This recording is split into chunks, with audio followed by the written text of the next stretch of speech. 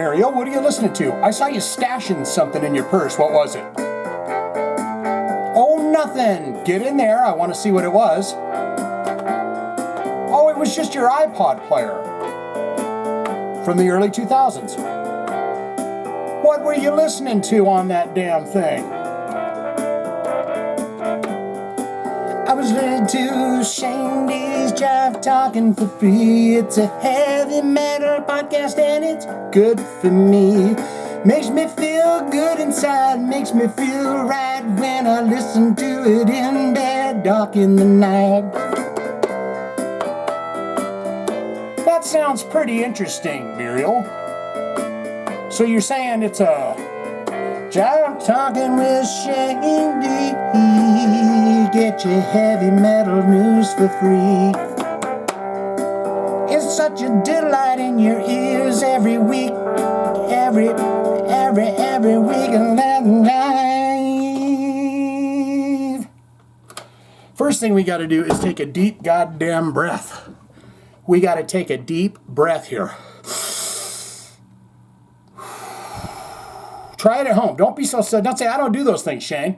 Heavy metal dudes don't do those fucking kinds of things like breathing deep and thinking about things and trying to expand your mind. We don't do that. Yeah, you do. Breathe. That feels nice, doesn't it? Welcome back, everybody. Jesus, how you doing? Should I put the flock of seagulls away? Just like to show off what I can do with hairstyles from time to time, you know? It just makes me feel good inside. You don't mind me doing that, right? This is my podcast. I can do whatever. I wanted to take a moment here. I wanted to thank each and every one of you, and I wanted to assure you that I will be here. This is my therapy.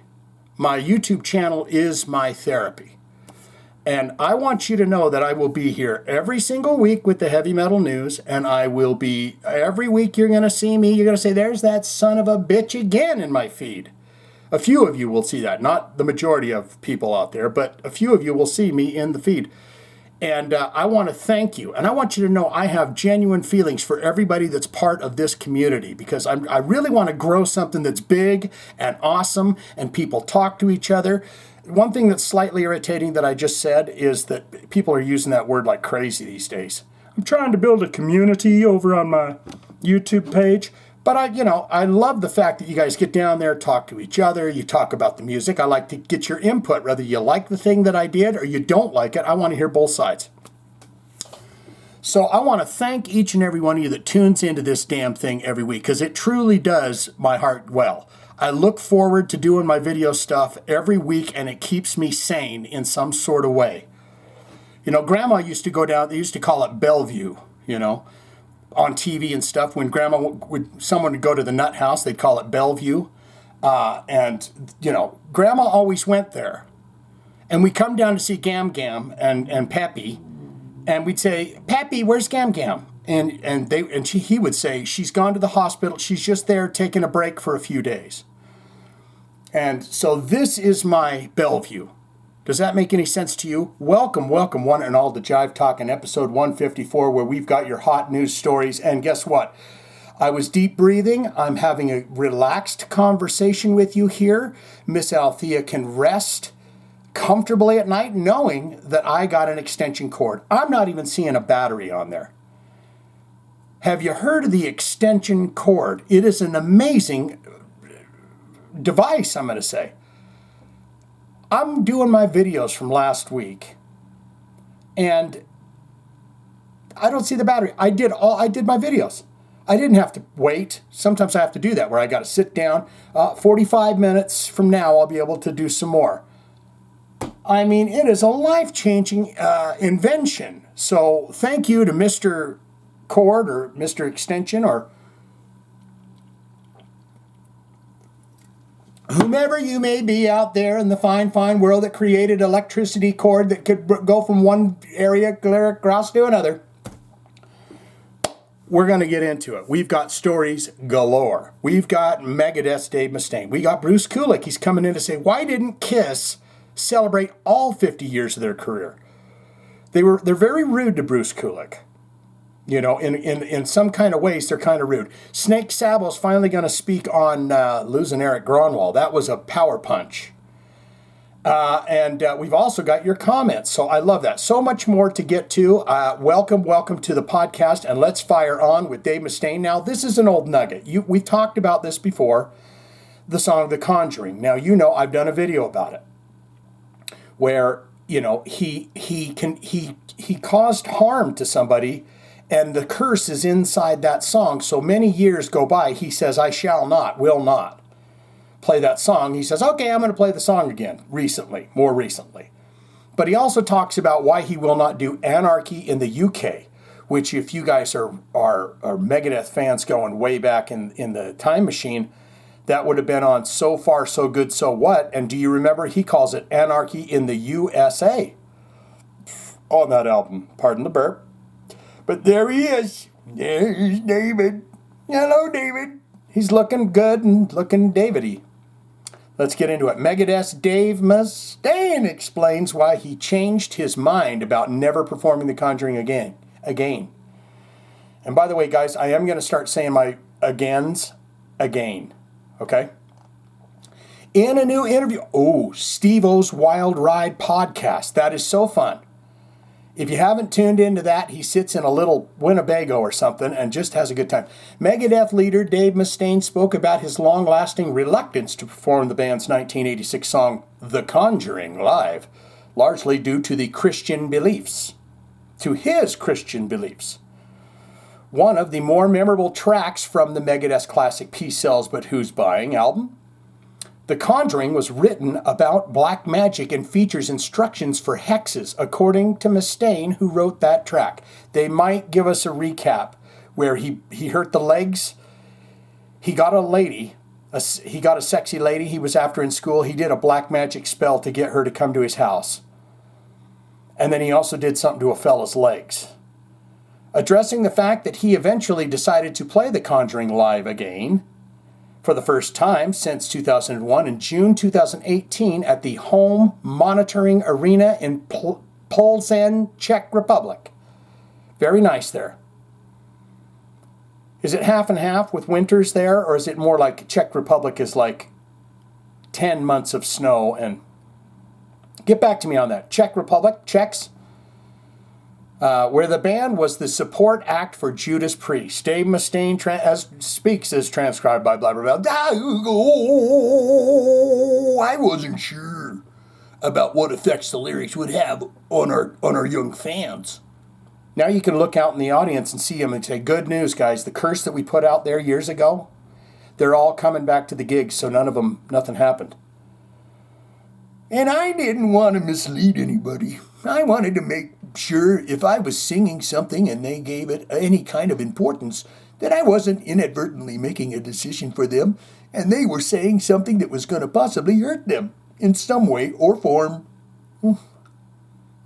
But, and there's a big but here, the structure of the song did not have in it what I thought was in there.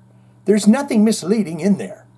And after extensive evaluation, and I do extensively evaluate things with it, a lot of thought and a lot of navel gazing. Does that mean when you just stare down like at your phone, like you could put your phone down there? It's pretty much navel gazing, right? Right where you stick your phone on your gut and you just sit there and drip slobber on it. And flick it, man. Flick it. I flick it. I flick again. I flick. You know? And then, you know, some sexy ladies on there washing a car or something. You sit there and watch that 4 or 5 times in a row, don't you? Where am I? But the structure of the song, what I thought was in there. There's nothing misleading in there. And after extensive evaluation with it, and a lot of thought, and a lot of nasal gazing, and prayer and stuff, I figured it's okay to do this one now. So what he's saying is, for years, he thought that he put the curse in there, but after he went back just a simple 10 years ago and reread the lyrics, he went, wait a minute.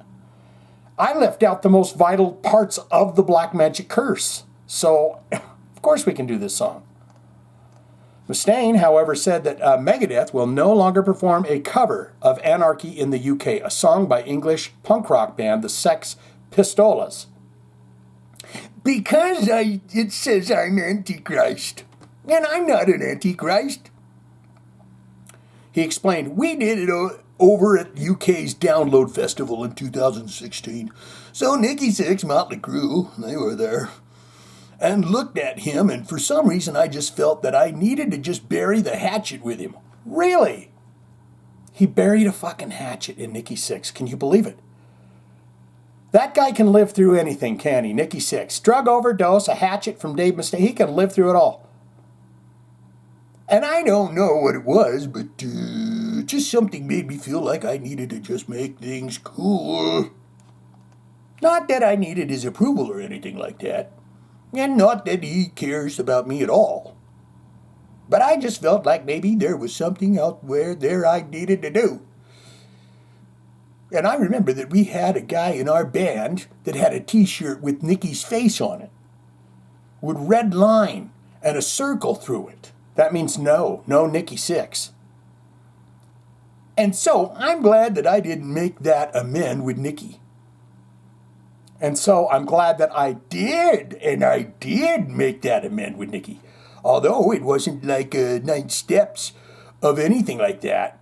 The 9th step or anything like that, because I'm not in that program. Yeah, but you used to be, Dave. You used to be heavy in the programs.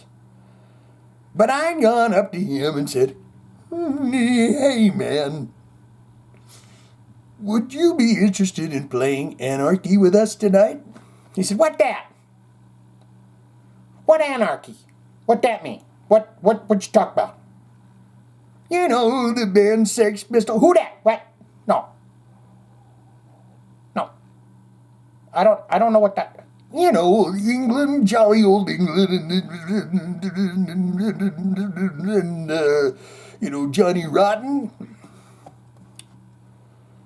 And it was fun because Nikki did it. He got up on stage with us tonight. So the last time I played it was with Nikki Sixx at Download. We should look that up. And it was fun. I don't think anybody expected to see that. I certainly wouldn't have expected to see that. If young Dave would have talked to old Dave, I would have said, you're out of your fucking tree, Mustaine. He's out of his tree, this guy. Let's have a sippy. Do you feel how free this is? Are you feeling this? Should we do another deep breathe? Or is that too much? Did you tune out already because of the deep breathe? You're like, fuck him and his fucking deep breathes. I want to hear about the fucking metal. And he don't even do good stories either. I tuned in like 5, 6 episodes, maybe 7, maybe 8. You don't do no good stories. They're all crap stories. Mustaine wrote in his autobiography, Mustaine, a heavy metal memoir. What? That he practiced black magic as a teenager. And that the experience, which inspired The Conjuring, affected his life for years. Speaking to the Morning Blaze with Gus and Izzy. Hey, what's going on, everybody? It's 7:02 in the morning. It's a nice sunny sky out there. I'm Gus, and I'm Izzy. It's a radio show in Fresno, California, 105.1 The Blaze. Mustaine was asked, Dave, I got to ask you about your refusal to play The Conjuring at Megadeth concerts. What's that all about, Dave?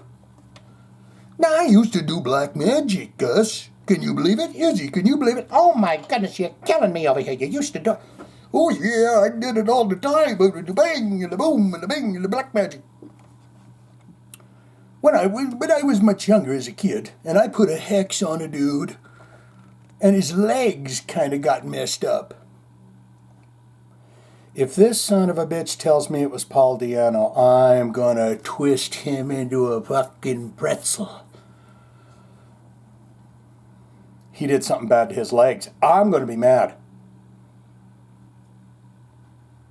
They put a hex on this guy who kind of messed up his legs. The other one, I put a sex hex. on this girl. And the next night she was in my bed. So I think that it worked. It could have been just your personality, Dave. You could have just went up and said, hey, Tootsie, I want to give you boom, boom in the bed, but, you know, you're a little heavy metal guy.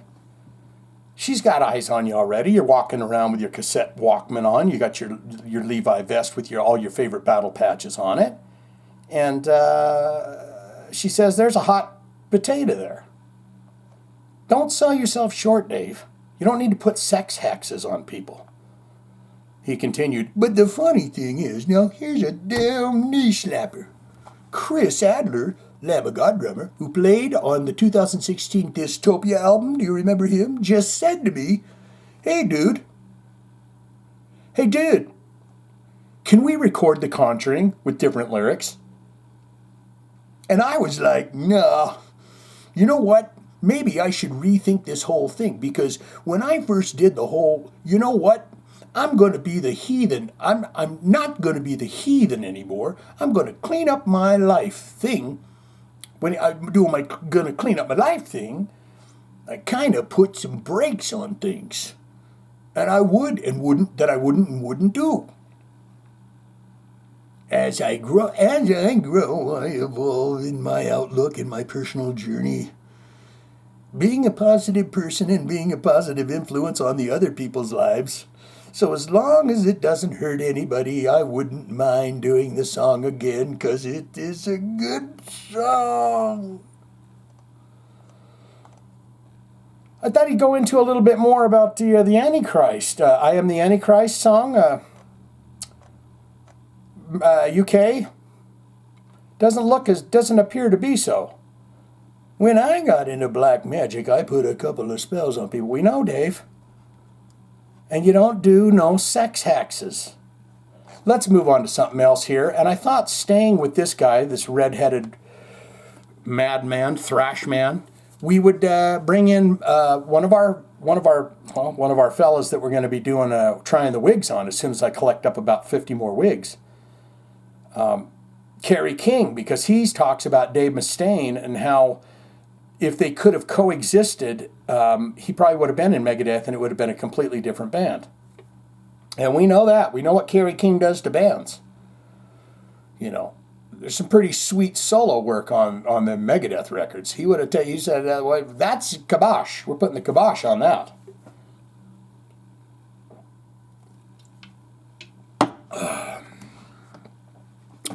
So let's learn a little bit about this, if you don't mind.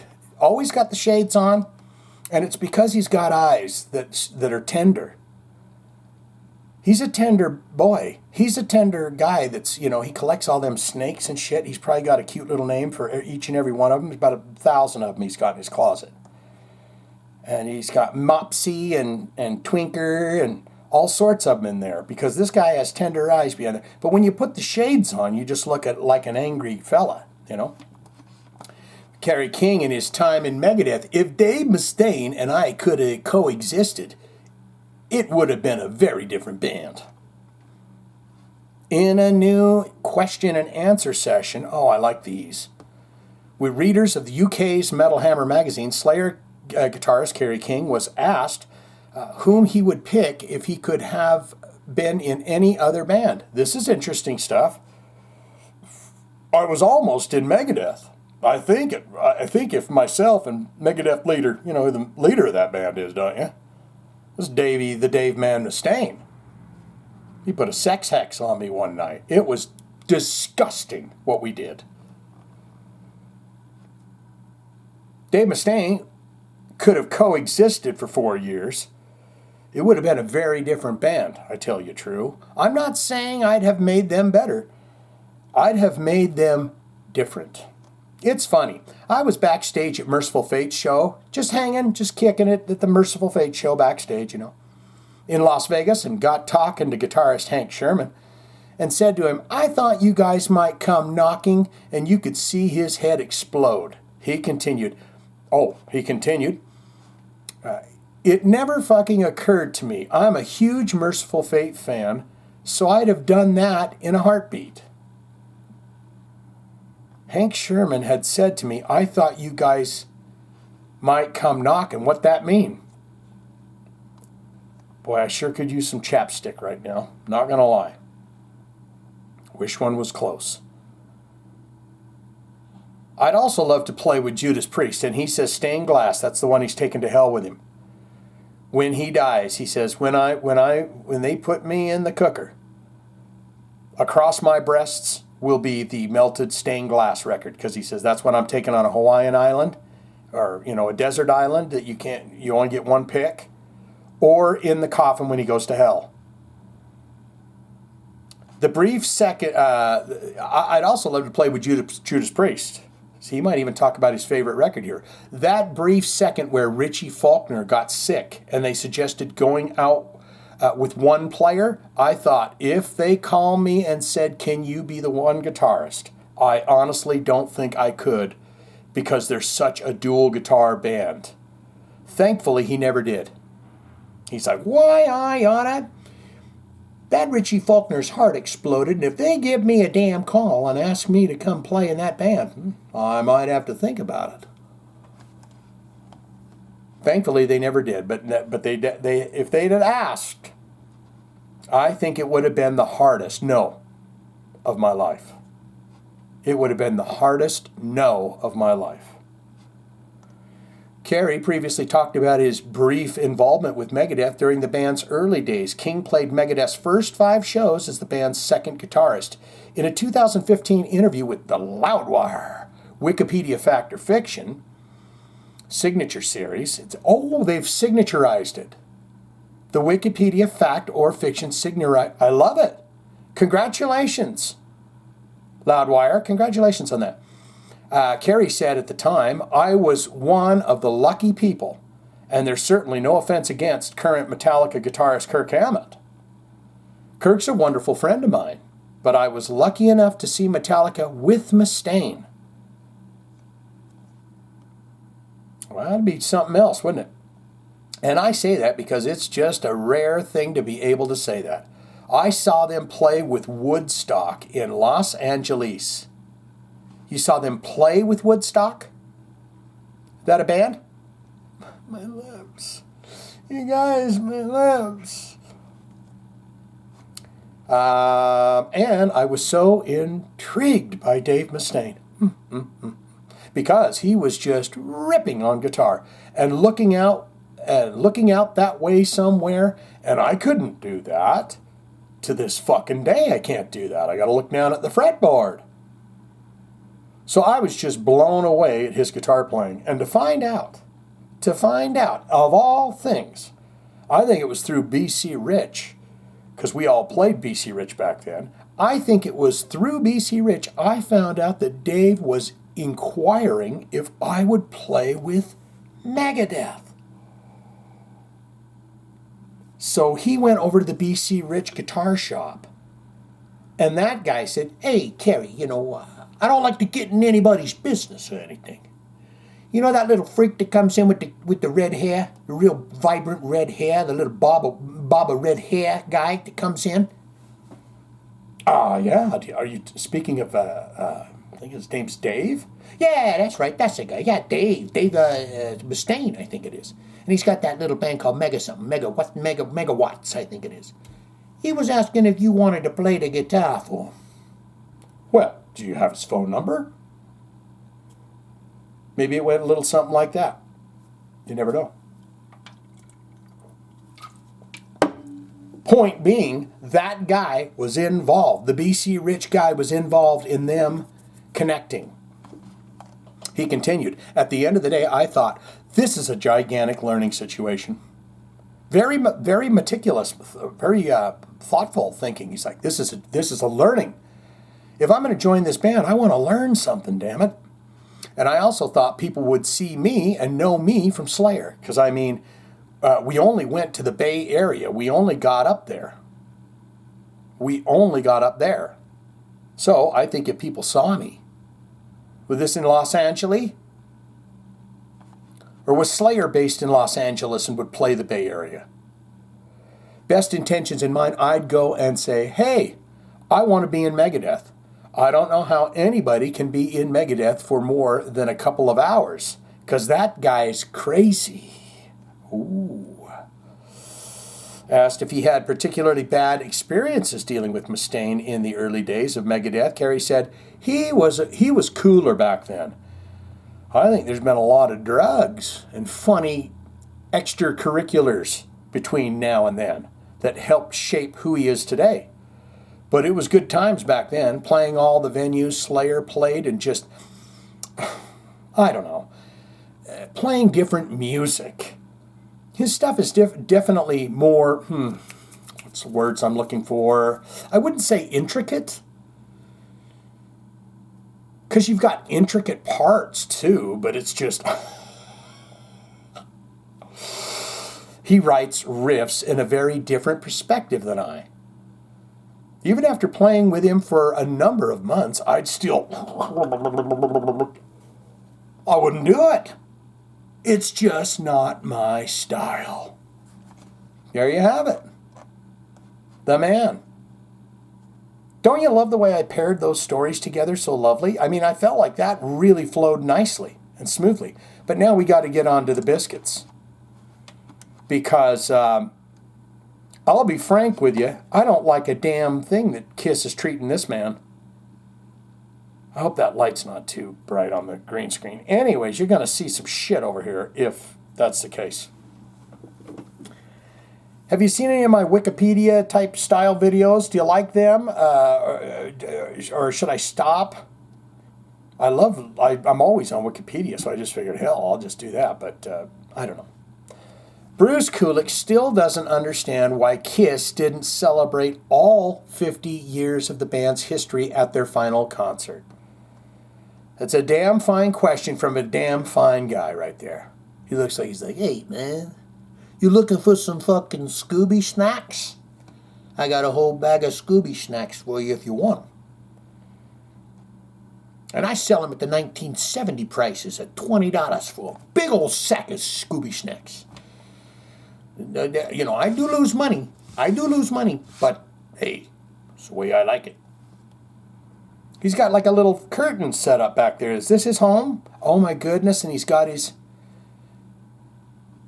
clothes from Animalize hung up there on the sides of it, the zebra stripes. And he's got, oh my goodness, I thought those were real guitars that he was sitting behind, but they're pillows.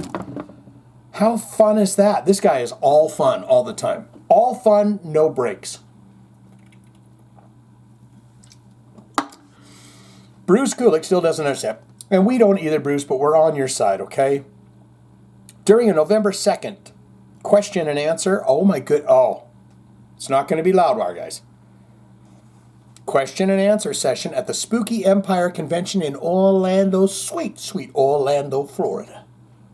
Former Kiss guitarist Bruce Kulick once again confirmed that he wasn't asked to perform at the band's final show and wasn't invited to attend the event. You know, fucking Paul and Gene, I've had it up to here with you fucking guys. You don't even invite the dude? The dude saved your ass after you canned Vinnie Vincent. Literally saved your ass. And you don't even give him a fucking ticket to the gig? Confirmed that he wasn't asked to perform at the band's final show and wasn't invited to attend the event, which was held last December at New York City's Madison Square Gardens. They missed a great opportunity to mention original Kiss guitarist Ace Frehley, to mention original Kiss drummer Peter Criss, to mention, of course, former Kiss drummer Eric Carr, the wonderful fellow who did not like Mark St. John. I think he was among the whole band that didn't like him, right? Eric Carr, myself, even former Kiss guitarist Vinnie Vincent and Mark St. John, Bruce said, as transcribed the only way that blabbermouth do. And I can never allow myself to understand that there was any good reason to ignore that. And I don't need my name mentioned that night, because I know everybody there knows history. But this is your final show, Kiss. Celebrate history, all the 50 years. The fans knew it. They thought about the future. How Kiss will be continued as the fucking stupid avatars. I added the stupid part, guys. I get that, because that's like, now we're immortal. Yep, and they sold their catalog and all that. Maybe they'll mention that. And we're not getting into this. We know Pop House Entertainment and ABBA Voyage. They're going to talk about the industrial, okay. Kulik also talked about the technology being used for the Kiss avatars originally developed for the ABBA Voyage show in London, England, which will allow Kiss to stay on the road in retirement. You're going to be playing to some empty theaters. By the second go around, and people just go in to take a peek, and they go, okay, I got it. I don't need to see that.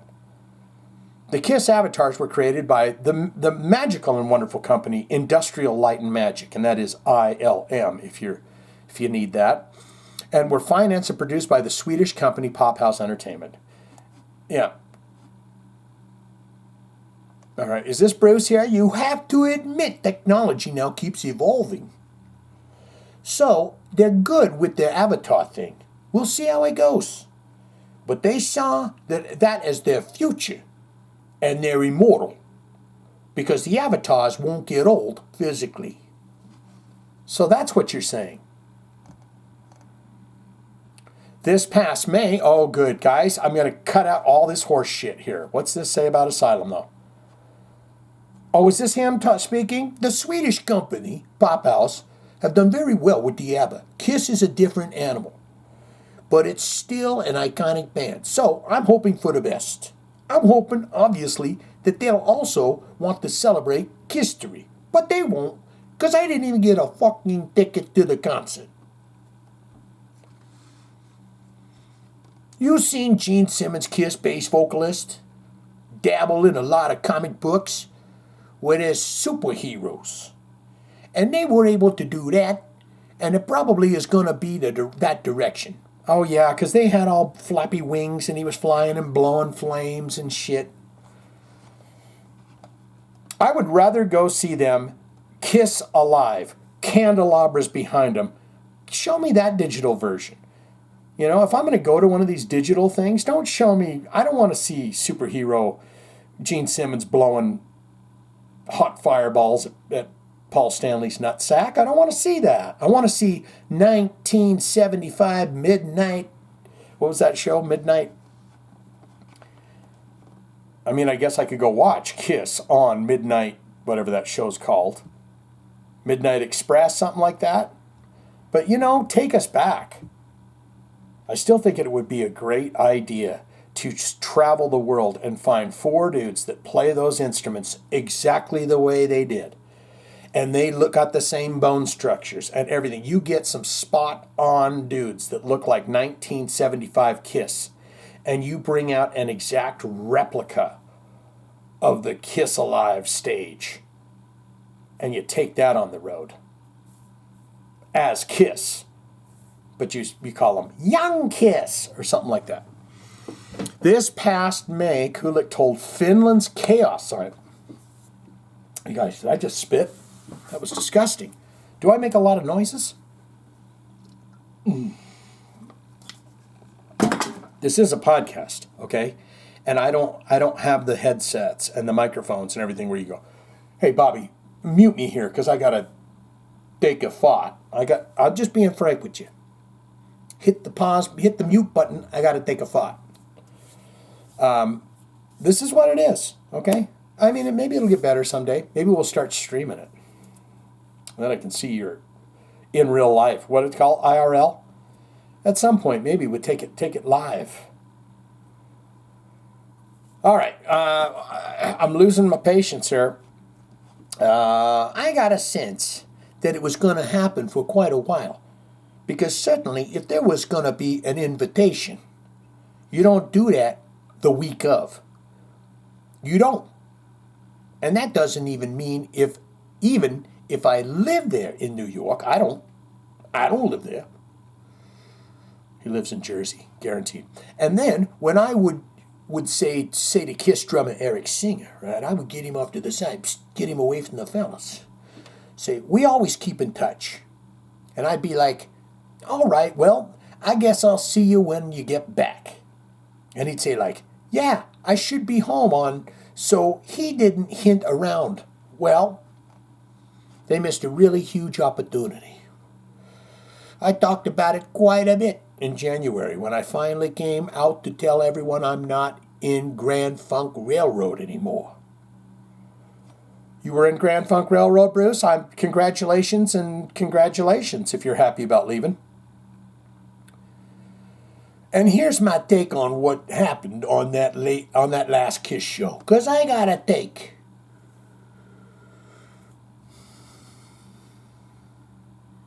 Because I didn't say nothing for about a month or so. And it's not just about me. Eric Carr mentioned Ace and Peter and late Kiss manager Bill Aucoin. They didn't even mention him, huh? Come on, it's terrible. They really miss making a better feel-good evening for everyone. And I'm sure people went in there with that intention. This was going to be a celebration of all things that was Kiss, right? Well, cool your jet, Shane. Just shut the fuck up when I'm trying to talk to you. I'm trying to talk to Chaos Sign, and you keep interrupting me. Well, I saw up on the screen. They'd been doing that for years, where they'd have little things, so they didn't feel it was important. I feel they missed an opportunity. I know they really respect everyone, and I just mentioned. It's not that they don't, but the fact that they didn't understand that that's what you're celebrating along with, wow. This current band made it through all this, and look at us with the multi-million-dollar show. And now we're going to show you the avatars. I think that was a big part of them dropping the ball and looking at the past. I applaud them. Don't get me wrong. I put my fucking hands together for them. I applaud them on all their thinking, broad and big future. Okay, fine. I knew that they never wanted to find Let's Start a TV show, find the best Paul Stanley, Gene Simmons. I knew that they would never want to find Let's Start a TV show, find the best Paul Stanley and Gene Simmons. I knew they wouldn't do that because there's something like ew for them to be. So my idea is what he's talking about, of them finding people to replace. And Bruce is smacking it down like a fucking basketball shot. Denied. I knew they wouldn't do that because there's something like, ooh, for them to be part of that or judge that, it would be very awkward. Oh, they wanted to do a TV show where they're always trying to make a buck, aren't they? They don't do any kind of secret, let's search the world and find them. They're like, put a YouTube video up, they're like, let's get a TV show on NBC, goddammit. You got to respect the business. You gotta, the business end of Kiss is something else. Very awkward to take them as avatars. Totally sense to me that they did that. It was an extra ouch for me when all of a sudden I saw some video the next day of how they'd ended the concert. I mean, they said, good night, we are immortal. And then, all of a sudden, a lot of fucking smoke. And you didn't see anything. And then the screen opens. But what do you hear first? My fucking guitars. God gave rock and roll to you too. What, isn't that right? Am I right?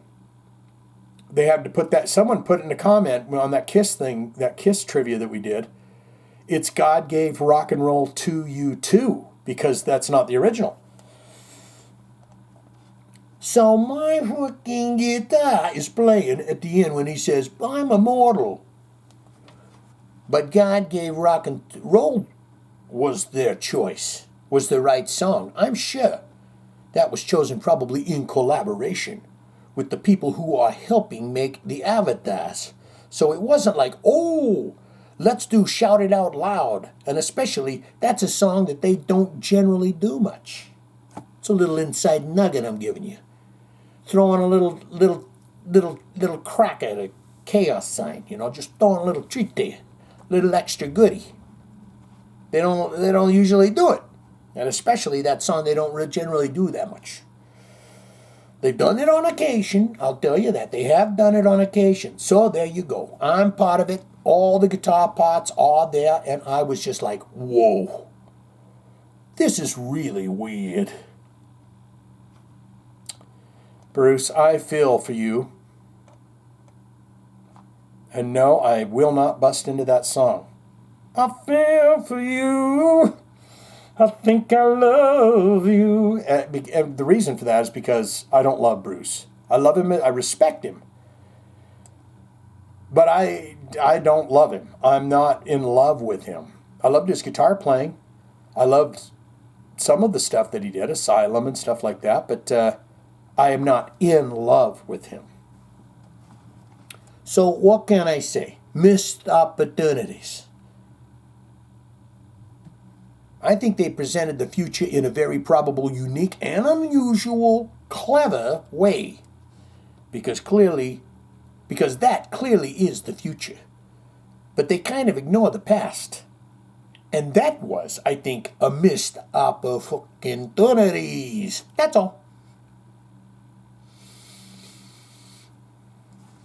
Bless you. Look at him. A guy that's just looking like that. That's what I'm gonna look like. Minus the mustache. Mustaches bother me. I drink a glass of milk and it drips down. I say I gotta shave it off. I can't take that. But he says, I got a nickel back. If you can't handle that sweet $20 price for the Scooby snacks, for a nice big juicy bag. I do have the dime bags too, as well. Let's get into Skid Row here. Oh, I bet when Blabbermouth put this picture up, because they tuned in to read their own article, and the two of them just sat there together and looked at him and said, my heavens. And Rachel said, did you read his book? I did. Oh, chapter 2. Oh, chapter 2. Jeez. Skid Row's Rachel Bolan. And just to verify, he is earring to nose. And you can see it in this photo. Earring, nose to ear. Or ear to nose. And that's the Sab Man. Skid Row's Rachel Bolan and Dave Snake Sabo open up about Erik Gronwall's departure. In a new interview with Chris Akins presents.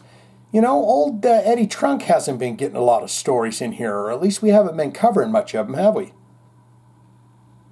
Is everyone still loving Eddie, or are they just not loving him right now?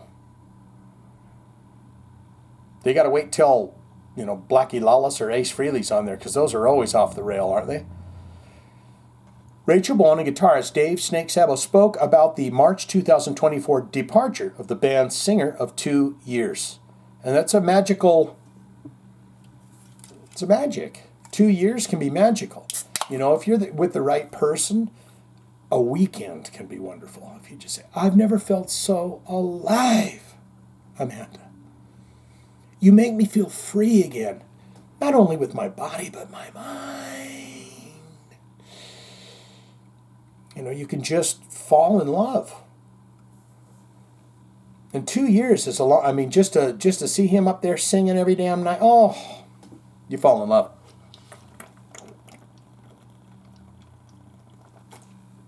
Oh, yeah.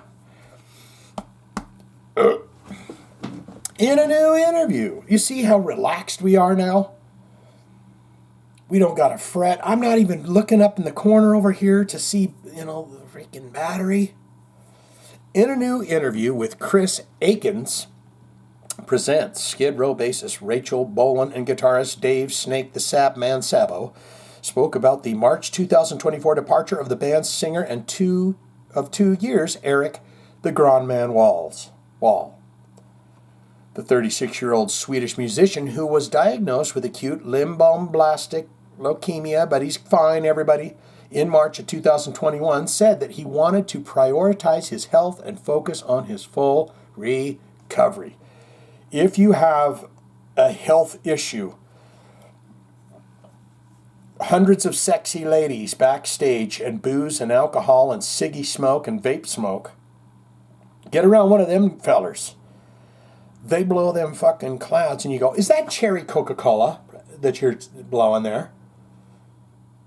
But you got to scream it from across the street because you smell it from clear over there. In a new interview with, 36-year-old sweetie, he wanted to take care of recovery, full recovery. When host Chris Aiken noted that Erik's explanation for exiting Skid Row sounded a little fishy, if you ask me. And other Skid Row fans, to him and other Skid Row fans, in light of the fact that Gronwall had immediately announced that he was releasing his autobiography and was planning to go on tour with Michael Schenker in 2025. That is a bit fishy, guys, I'm not going to lie.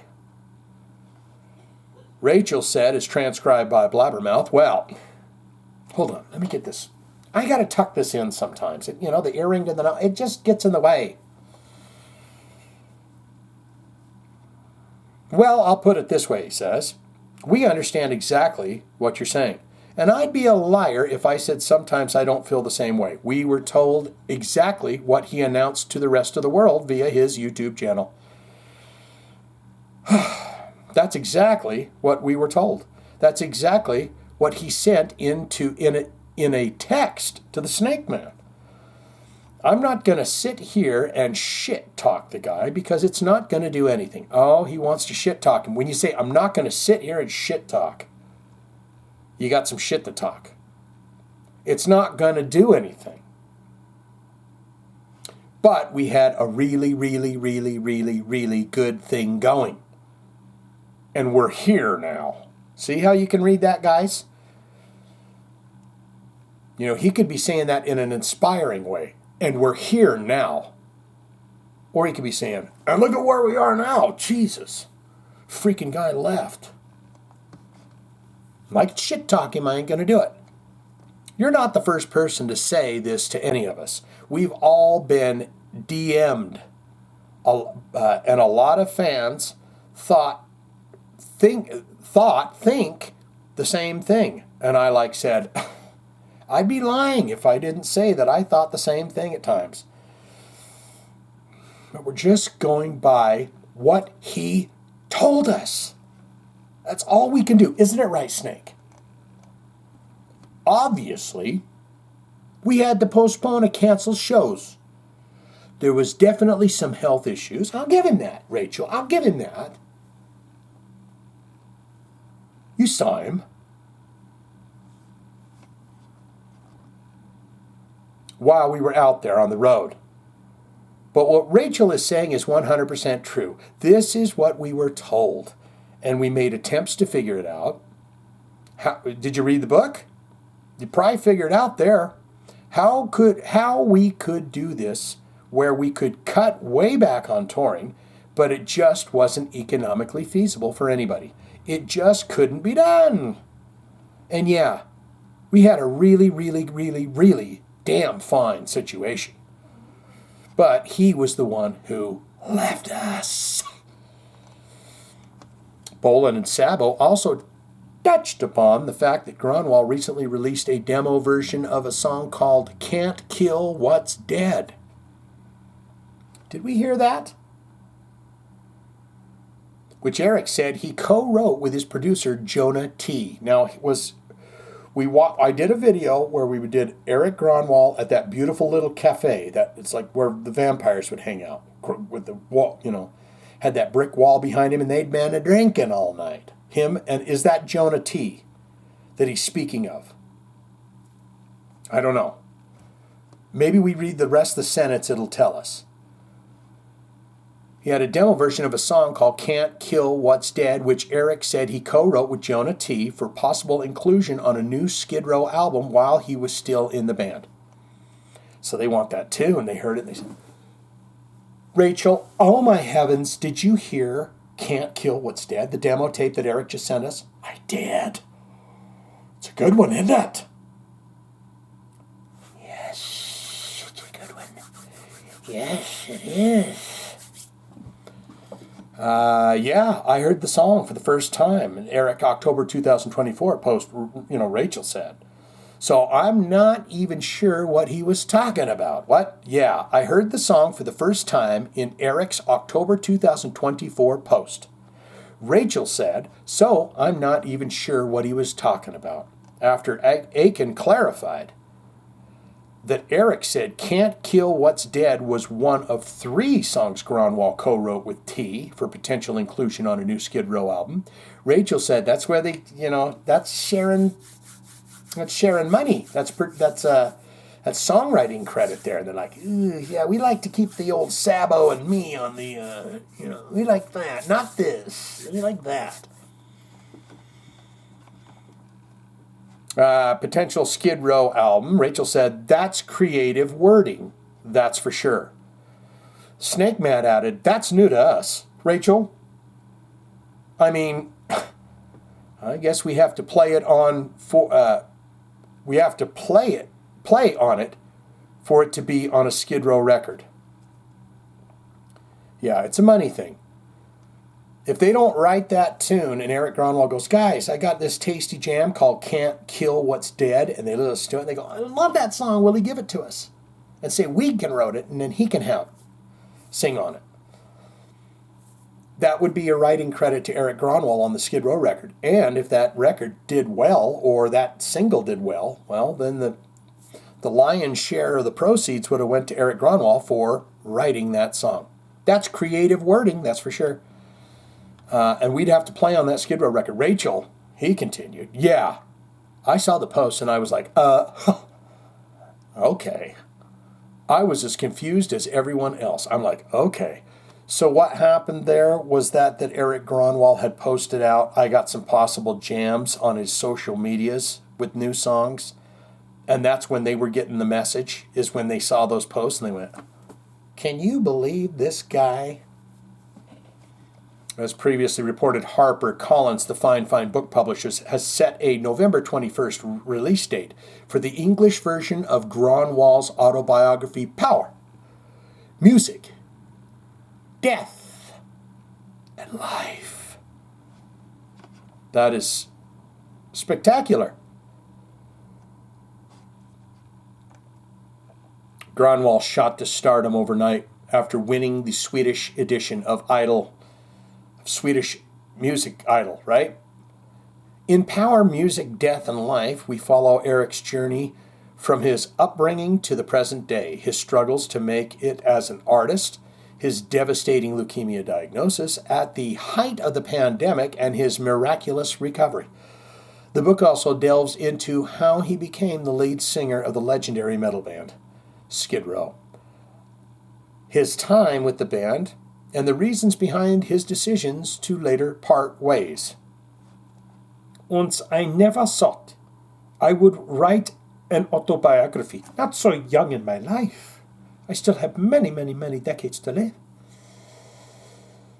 Let alone at the age of 36, Erik said in announcing his book. But sometimes it feels like I've lived 2 lifetimes in just a fraction of one. I believe I have something to share that might give hope and inspiration to others who are struggling. Oh, that is wonderful. Don't be a dick, Shane. That is wonderful. Life after illness can actually turn out to be the better one than ever. Erik went through the auditioning process for the competition show Swedish Idol. That's what they call it. Back in 2009 by singing a cover of Skid Row's 18 and Life, to fronting the band 13 years later. Yeah, that's remarkable. Gronwall announced his decision to leave Skid Row March 27, 2024, saying, and he wanted to prioritize his health and his full recovery. And that's what you do. And look at him. He's got the world. He's got the whole world in his hand.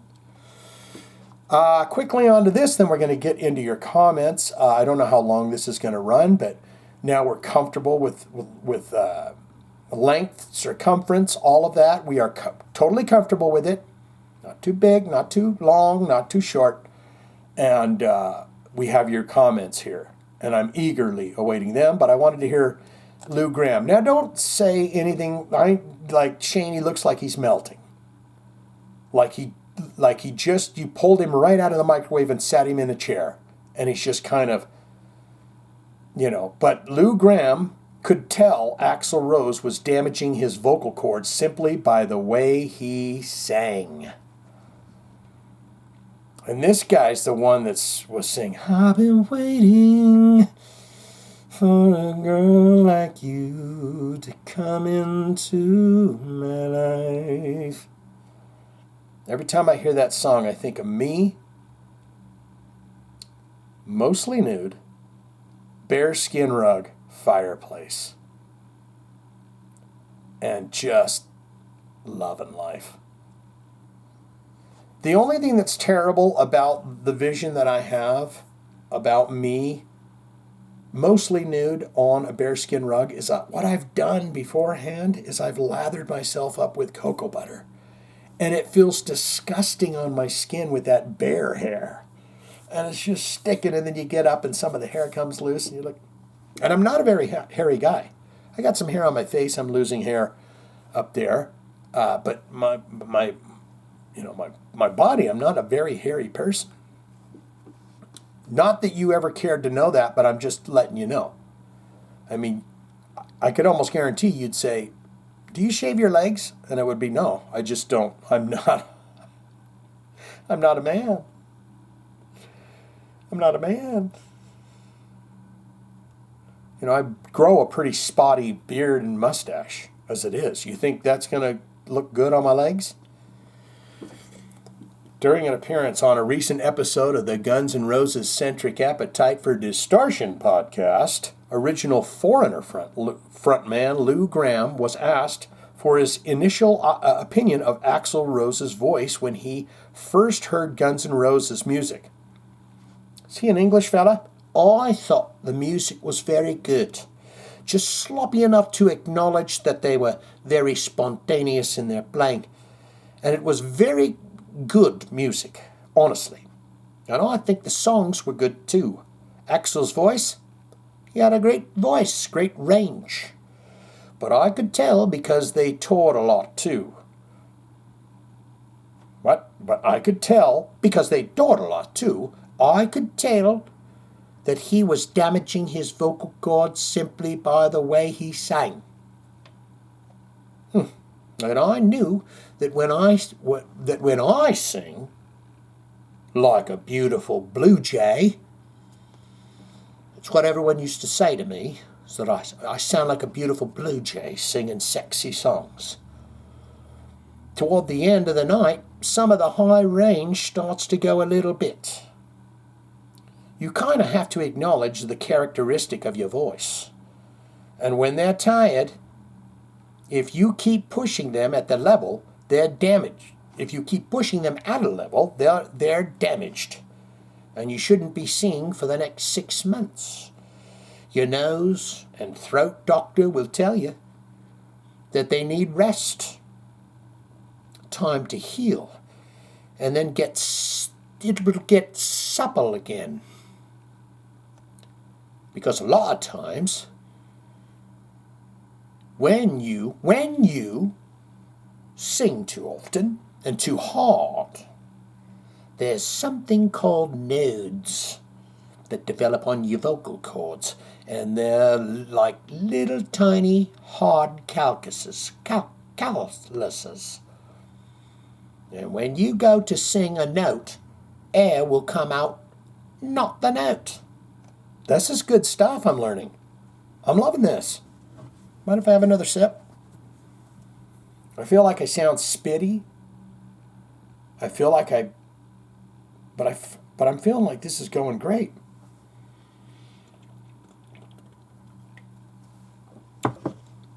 The members of the classic lineup of Foreigner got inducted into the Rock and Roll Hall of Fame on October 19th. Lou, keyboardist Al Greenwood, bassist Rick Wills, were present to accept the award, while Mick Jones and Dennis Elliott sat out of the ceremony. Jones' daughter, Annabelle Dexter Jones, was on hand to help accept the award. Ian MacDonald and Ed Gillardy died in 2022 and 2014, respectively. The Rock Hall induction ceremony included an all-star performance of Foreigner's music featuring Sammy Hagar, Slash, Chad Smith, give it away now, Demi Lovato, Kelly Clarkson. Lovato, Slash, and Smith and Foreigner, current touring lineup, played Feels Like the First Time. It feels like the very first time. With Hagar joining for Hot Blooded. Lovato took over the lead vocal for Feels Like the First Time, followed by Hot Blooded with Hagar. That's Sammy Hagar, singing while being assisted by current Foreigner singer Kelly Hansen. Clarkson and Graham then sang a duet of I Wanna Know What Love Is. You know that keyboard? I want you to show me. Every time I hear that keyboard pit, I think of the scene in King Kong, the 1970, is it 78, with Jessica Lange in it?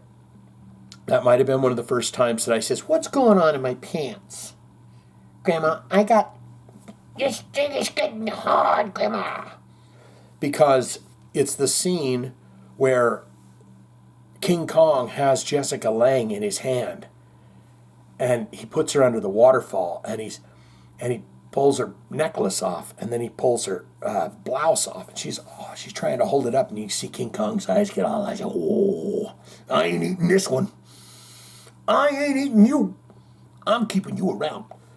But this music is playing, and it's not sexy in any kind of way, but every time I hear that keyboard bit in Foreigner, I think of that music that's playing. So go watch that scene from it has Jeff Bridges in it, yes?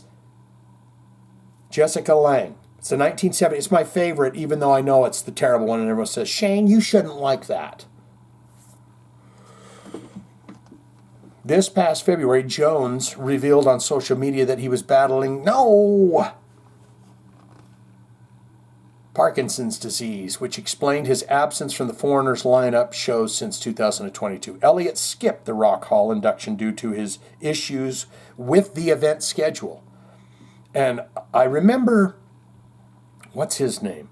I'm a picker, I'm a minute, I'm a lover, and I'm a sinner. He was bitching about, because they have to buy the seats that their family and stuff sit at, and it's pretty expensive. Who is that? Something Miller Band. Abracadabra. Was it? Black panties with an angel's face. I love it. Now I can't think of his damn name. Anyways, let's get into your comments. How's that sound to you? Have you made it this far? I hope so. These are going to get longer. You'll be able to go to sleep to these. Wake up the next morning and it's still going. I'm saying, and we'll see you next time. Gilman here. We got your comments. Are you ready for that? Let's do it now. You're always welcome to put your comments in. And Miss Althea, I didn't do it again. Damn it. This is a no request zone. I think we're good, though. Let's find out. Dan Gilman, the fine Dan Gilman. Let's look at his stats here. 18 comments, 9 hearts. You will be receiving that 10th heart today. Right now. Always a banger intro and stellar episode as always. Tearing laughing face. You get the thumb. Devastated by the Tim Alexander news. There was another article where he told why. But I didn't want to get into that. I hope someone will put it in the next comments. He's one of my favorite drummers and was hoping to see Primus soon. But according to the Rolling Stone article, is he going to tell us? Sounds like he's feeling physically and mentally drained from touring.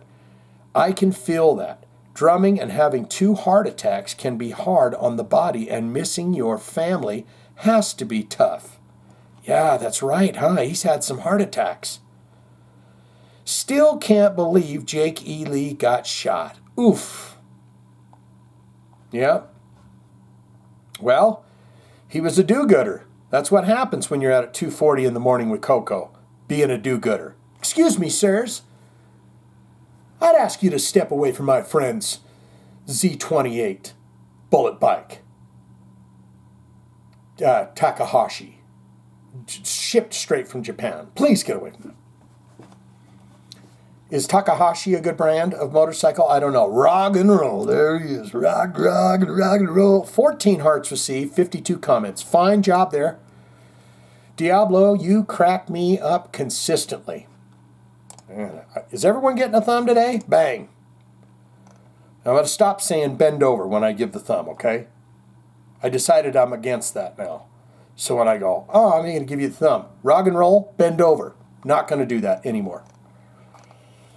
Mike Buchanan. I mean, now he's got all the time in the world because Spooktober is done. We are back to the movies that are bad, but we love them anyway. The Food of the Gods, 1976. I'm keeping this short.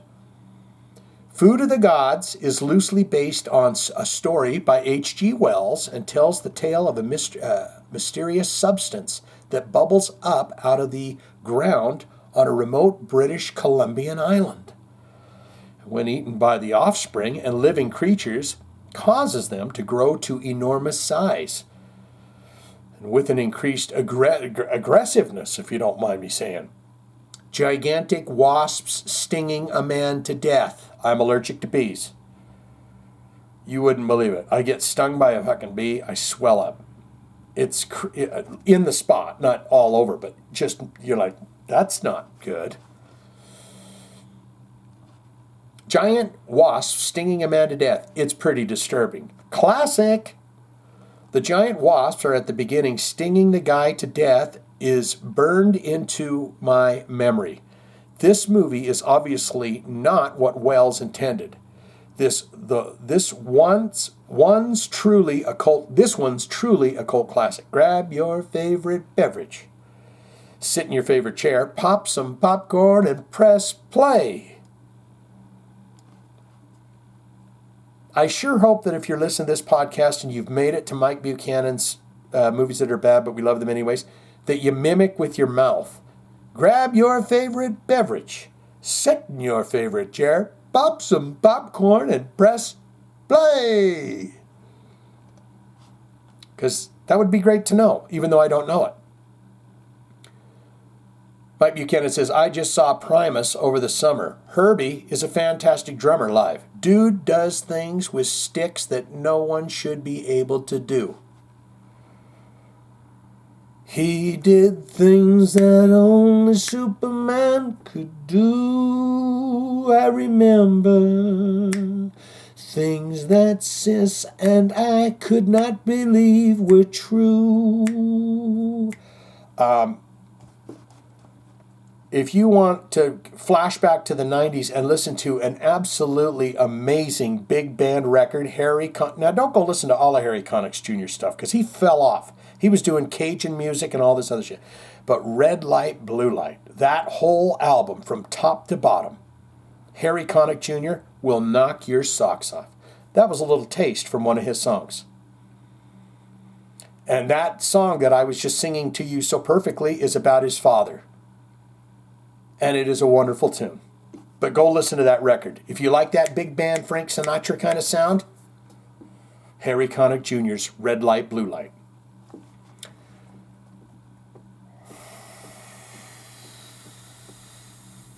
Okay. He does things he does things with them goddamn drumsticks that you just shouldn't do. Maybe, Mike Buchanan says, maybe Slipknot will be better band having Casa Grande in it. Probably not. Oh. And he spelled it probably K-N-O-T. See what I did there? I would love to see Mastodon live someday. They're amazing. And I understand that sometimes, unless you are really a really large touring band, it's hard to do so. Now, Who were they with? It was Opeth. I get all those shows mixed up from like 2021 or whatever. It's probably where I got COVID, is at the Mastodon. I think 2 weeks later, Bran, the drummer, was like, hey, I got fucking cancer. I got COVID. Did I say cancer? COVID. But I want to say that it was Mastodon, Opeth, and Alien Weaponry. But I could be mixing that up because I saw Gojira, Knocked Loose, and Zeal and Ardor, I believe. But let's be honest, everybody. You don't really see the first band, do you? Because you're coming in and you're sitting in your seat and they're halfway through the set by the time you've sat down. Because whoever does concerts stinks at it. You should have a juggler come out until everyone's inside and then you start the concert. You don't say, hey, doors at 7, and then at 7:02 the first band's playing. I'm just saying. Because I missed all of Zeal and Ardor, and I missed 2 or 3 songs of Alien Weaponry, but that was because it was a smaller place, and they were very functional and quick with getting us in and out. Mike Buchanan says, once again, glad that Jake E. Lee is on the mend. What's wrong with people these days? Coco is gorgeous. It's kind of a... Coco, his dog, was a... what do they call it? Everyone loves him these days. Back in the 80s, it used to be the Doberman Pinscher, but now everyone's for the Pit Bull, right? We don't want none of those raggedy old Doberman Pinschers. Get that ugly thing out of here. But in the 80s, everyone wanted a Doberman Pinscher. Why? Miss Althea and others know why. But I'll tell you, it's because of Tom Selleck and Magnum P.I. He had 2 Doberman Pinschers, which... Carl, what was his name? His house man. Always took care of his dogs, and he had 2 Doberman Pinschers, and everyone said, I want to have chest hair like Tom Selleck, and I want to have 2 Doberman Pinschers. That's what I blew out my candles, Mama. For my birthday cake, when I blew them out, I want hairy chest like Tom Selleck and 2 Dobermans. And now it's time for Jive Talkin' Jokes of the Week from Mike Buchanan. Here we go. They're finally making a documentary about the world's most famous clocks. It's about time. 6:30 is my favorite time of day, hands down. I love my furniture, my recliner, and I love my furniture.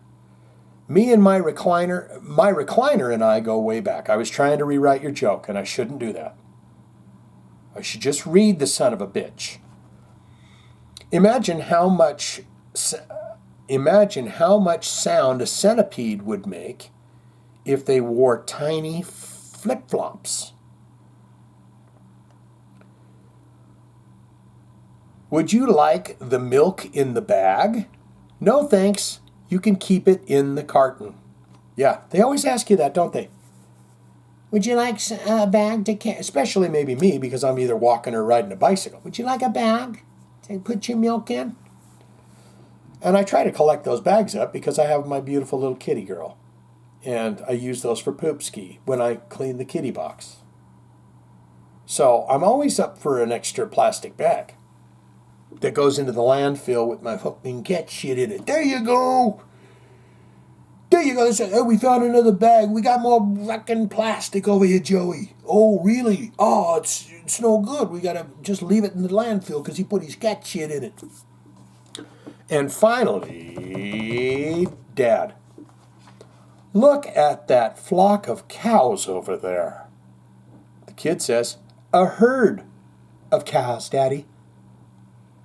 Of course I heard of cows. There is a flock of them right over there.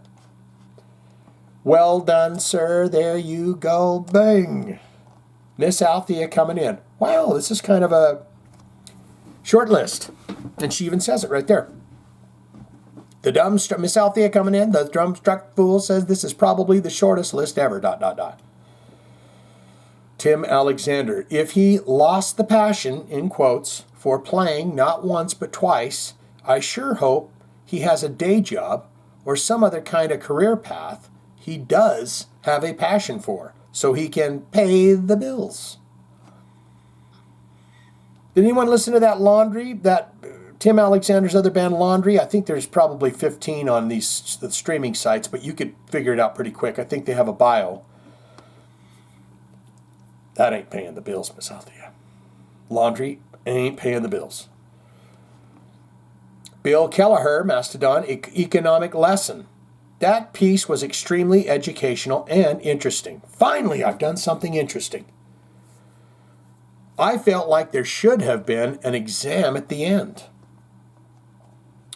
Miss Althea on Jakey Lee and his dog walking habits. Why is what time he walks his dog an issue, regardless of the temperature in Las Vegas?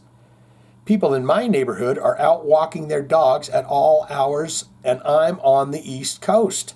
I see this out my window when I get up to go to the bathroom in the middle of the night. But do I have to clean my cat's litter box then too? Yeah, do you using them plastic bags they give you for milk? I think not. Nobody's 2:40 in the. You're not going to catch me 2:40 in the morning cleaning out my baby sweeties shit box. That's not going to happen. And I keep it so clean. We got 3 cats. I keep that box so goddamn clean. The other 2 say, I got to come in here, man. It's like the luxury, They say, I got to come in and dump one. Miss Althea, Mike B. plugging the original Nightmare on Elm Street. 2 words. Johnny Depp. There you go. And there's a thumb and a heart for you, Miss Althea. We got Johnny B here, and then we're out.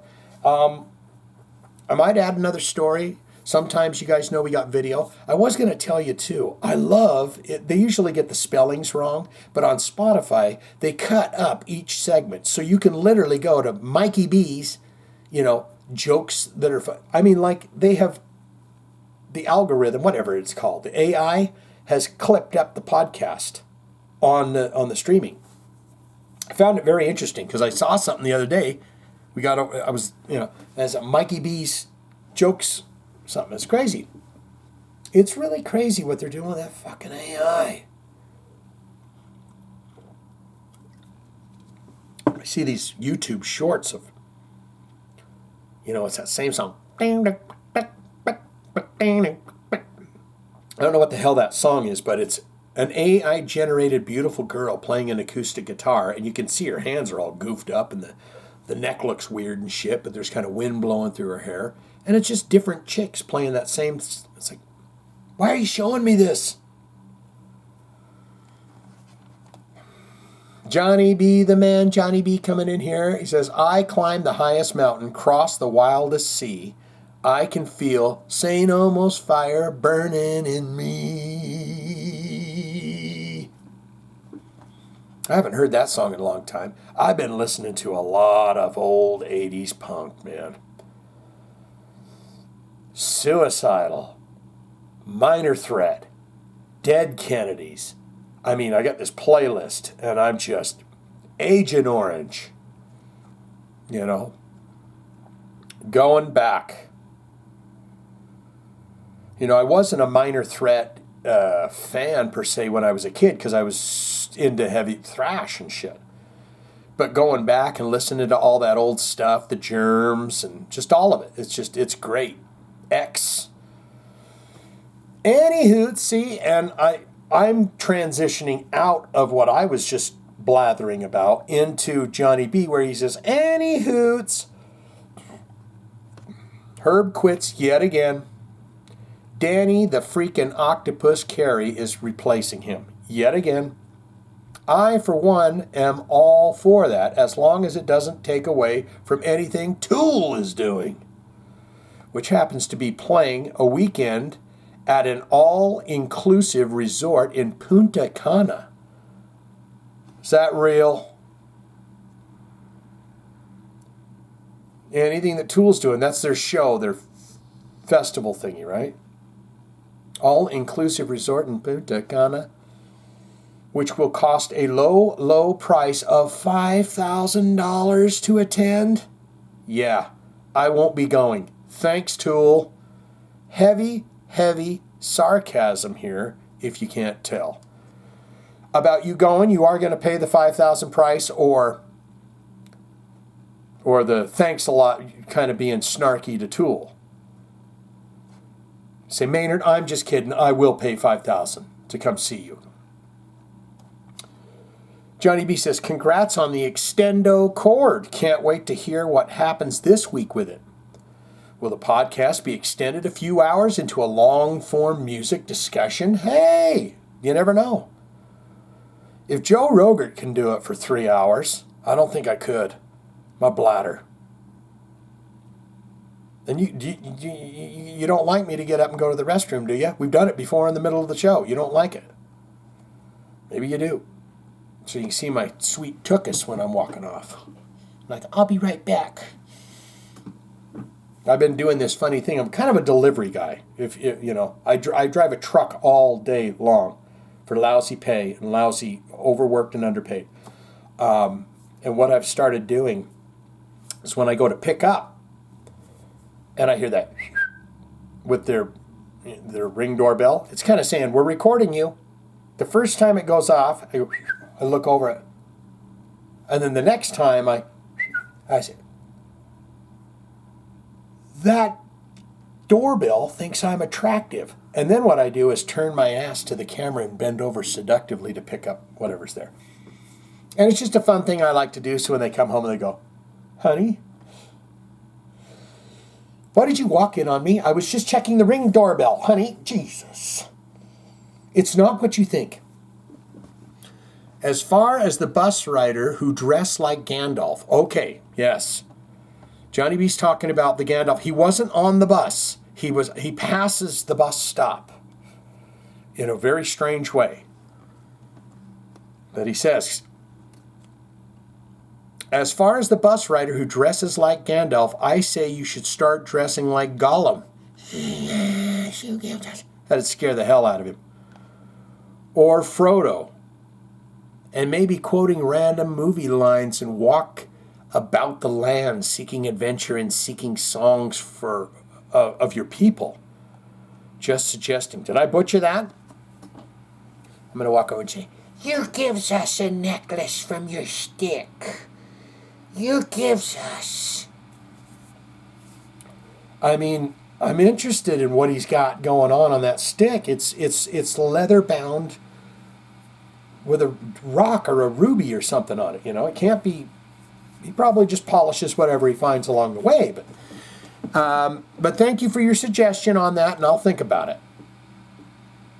That's all I got this week. I pretty much suck. I'm tired, a little hungry, and confused. And it's only Wednesday evening. Until next time, gonna be your man in motion. All I need's the pair of wheels. Gonna be your man in motion. All I need is the pair of wheels. That's a St. Elmo's Fire, yes. I gotta hear that song again. P.S. Guys, he has a P.S. for us. In the song, he sings that all he needs is a pair of wheels.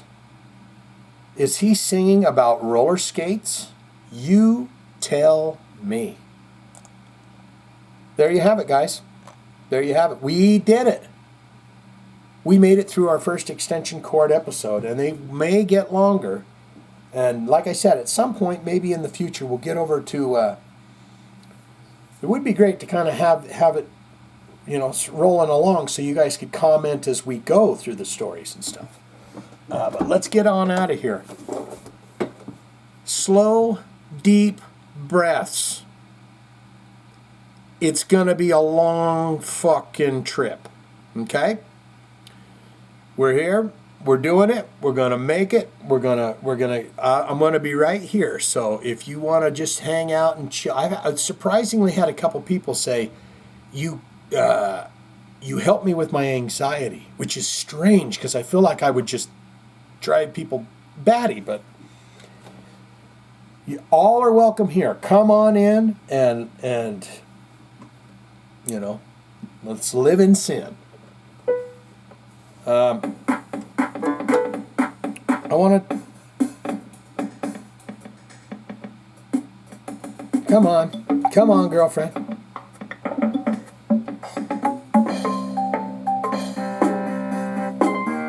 Now,